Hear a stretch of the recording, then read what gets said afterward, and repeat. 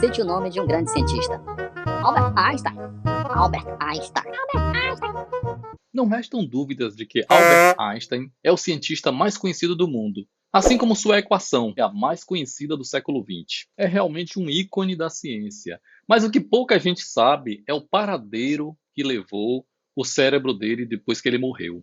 O cérebro de Einstein foi roubado, permaneceu sumido durante 20 anos e, depois que foi analisado, descobriram algo muito interessante. Meu nome é Lei Almeida, eu sou desenhista industrial e criador do Robozão, e nesta série de vídeos eu procuro desvendar biografias incomuns de objetos que falam muito mais sobre as personagens a que pertencem do que suas próprias histórias pessoais. Quer saber mais? Então me acompanhe.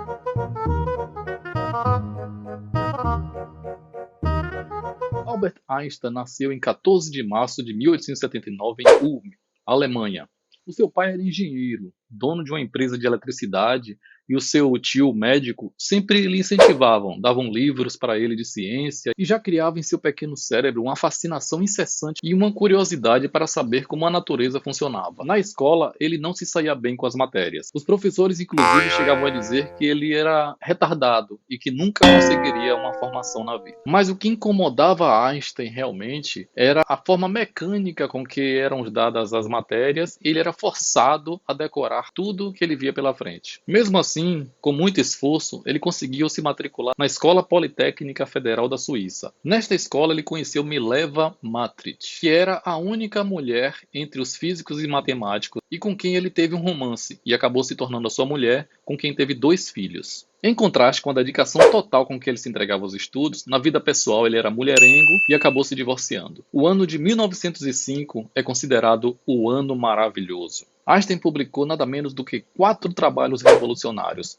sobre o efeito fotoelétrico, o movimento browniano, a relatividade espacial e a equivalência entre massa e energia, que o levariam ao reconhecimento do mundo acadêmico. E isto é, por si, um feito inédito, pois os cientistas normalmente conseguem publicar um único trabalho científico relevante em toda a sua vida. Em 1911, Einstein criou a teoria da relatividade geral, com a qual ele queria provar que a luz de uma estrela ela era curvada pela massa e gravidade do Sol. Esta teoria ia de encontro totalmente com o que era aceito pela ciência há 300 anos e que foi estabelecido pelo físico Isaac Newton. Newton, a teoria dele era de que nós estávamos presos à Terra apenas pela gravidade. As leis de Newton se baseavam totalmente nisso. É a história da maçã, que ele está embaixo de uma macieira e uma maçã cai na cabeça. Então, a lei de Newton, a fórmula, é toda baseada nisso. E para provar sua teoria, a teoria da relatividade geral, Einstein precisava de um eclipse. E esse eclipse, ele estava para acontecer em 1919. Inclusive, os lugares onde ele iria ser mais visível eram em Sobral, no Ceará, e uma cidade da África. Com as fotos das estrelas, foi possível comprovar a relatividade e a teoria do espaço-tempo. Tanto é que foi comprovado com as fotos em Sobral que essa força que existe no espaço-tempo, esse tecido do tempo, ele não interfere somente nos corpos, mas também na luz. Buracos negros, ondas gravitacionais, bombas atômicas e até circuitos de computador são todos resultados das teorias produzidas no cérebro de Einstein. No dia 11 de abril de 1955, já com 76 anos, morre Albert Einstein por causa de uma ruptura de um aneurisma cerebral, que é uma bolha que se cria nas artérias do cérebro. Einstein poderia ter vivido mais. No entanto, ele disse aos médicos que não valeria a pena viver artificialmente e que ele queria ir quando ele quisesse e quando a natureza quisesse levá-lo. O seu cérebro, então, parou. E uma curiosidade, as suas últimas palavras jamais serão conhecidas, porque ele falava alemão e a enfermeira que estava com ele no dia da morte, ela não falava alemão, ela não entendeu nada do que ele falou. 7 horas após sua morte, o cérebro de Einstein foi removido, foi medido, pesado, ele pesava 1.230 gramas, foi então cortado em vários pedaços e preservado. Só que com um detalhe assombroso. Tudo isso ocorreu sem autorização ou consentimento da família, ou do próprio Einstein, que disse antes de morrer que gostaria de ser cremado, para que seu corpo não fosse cultuado depois da morte. O responsável pelo furto do cérebro de Einstein, assim como de seus olhos, foi o patologista Thomas Stotz Harvey, que realizou a autópsia. Dr. Thomas retirou o cérebro e os olhos e os levou para o seu escritório, guardando-os secretamente. Por causa do roubo dos olhos, ele foi expulso da faculdade onde ele trabalhava. Mas o furto do cérebro se manteve como uma incógnita. Ninguém sabia que o corpo de Einstein foi cremado sem o cérebro, nem mesmo a família sabia. Quando eles ficaram sabendo, houve uma comoção e uma revolta muito grande. A família então processou Dr. Harvey. Depois de muita negociação, eles resolveram que poderia ser feito os estudos. No entanto, este processo não poderia ser monetizado. Einstein foi cremado sem o seu cérebro, e sua família não sabia disto. O Dr. Harvey precisava da ajuda da comunidade médica em geral, pois ele não tinha conhecimentos suficientes para analisar o cérebro. Por isso ele havia fatiado e cortado o cérebro para distribuir para mais de 200 pesquisadores. E o que aconteceu? Os pesquisadores se negaram a pesquisar. Eles estavam revoltados com o roubo e eles respeitavam muito a figura do Einstein. E o cérebro de Einstein ficou por mais de 20 anos esquecido.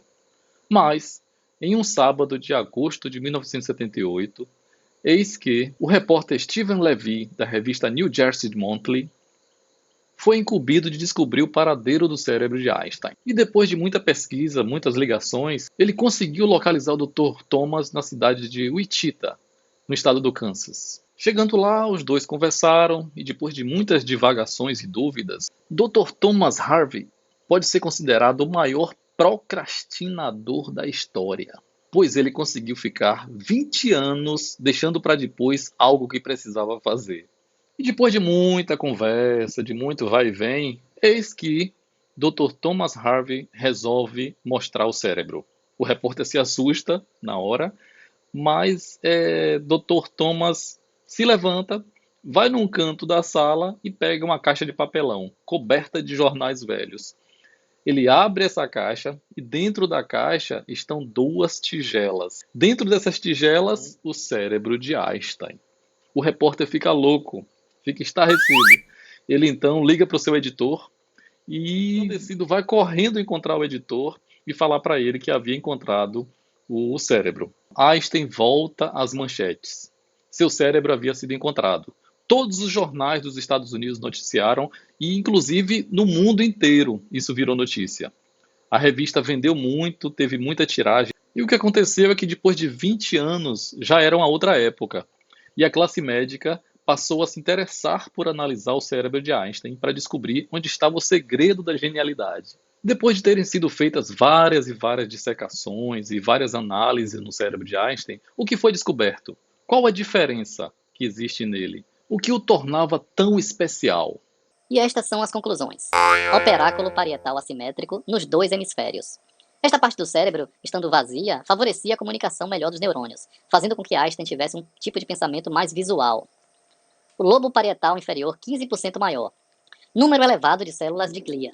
Estas células são responsáveis por nutrir e fazer as conexões mais rápidas entre os neurônios. Em 2012, o cérebro foi fatiado e exibido pela primeira vez ao público em exposição em Londres. Estava então encontrado, dissecado, explicado e exibido o cérebro de Einstein. No entanto, não é possível dizer hoje que alguém seja um gênio somente por ter a mesma anatomia do cérebro de Einstein. Einstein talvez se saísse mal em um teste de QI, pois a anatomia não tem a ver com a inteligência. Eu acredito que, muito além da anatomia e predisposição de Einstein para ser um gênio, ele recebeu muito estímulo da sua família e dos amigos durante toda a sua vida. Assim como a época, o momento em que ele viveu, favoreceu muito as suas descobertas e a sua pesquisa. Mesmo que haja outros Einsteins entre nós hoje, e com a mesma configuração cerebral, se ele não estiver sendo estimulado e em um local adequado, nunca terá um destaque muito elevado em qualquer coisa.